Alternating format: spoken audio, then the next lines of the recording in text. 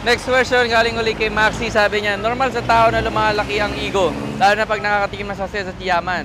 Paano mo ito nakuhutol at ano ang mapapayo mo sa amin tungkol dito? Salamat, upline.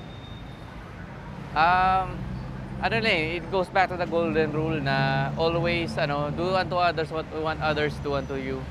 So, kung si God, napakataas niya na pero tinutulungan niya pa rin tayo, di ba? Even the highest mountain, meron mas mataas sa kanya.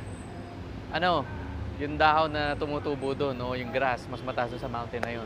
Okay, so ako naman, sa experience ko, kasi nakita ko sa parents ko na humble sila eh. Na although maganda yung negosyo namin, hindi naman sila yung parang nang-aapi na ibang tao. Mabait sila. So ako, namana ko yun. Kasi depende rin sa environment mo. Upline ko, invite sa akin personally, di ba? Si Doc Ed, humble din siya, mabait, simple lang. Kaya siguro na-adapt ko din yun. So, make sure na pag kumikita ka, para sa akin, the more na kumikita ka, dapat the more na bumabait ka eh.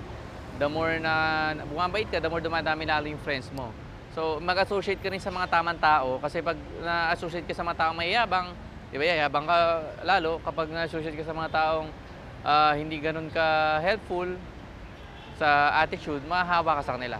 Okay?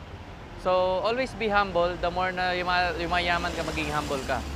Okay? Hindi mo naman kailangan improve sa ibang tao eh. Ang lagi mo lang kalaban sarili mo. Kung meron kang lalakpasan is yung result mo last year o yung result mo yesterday.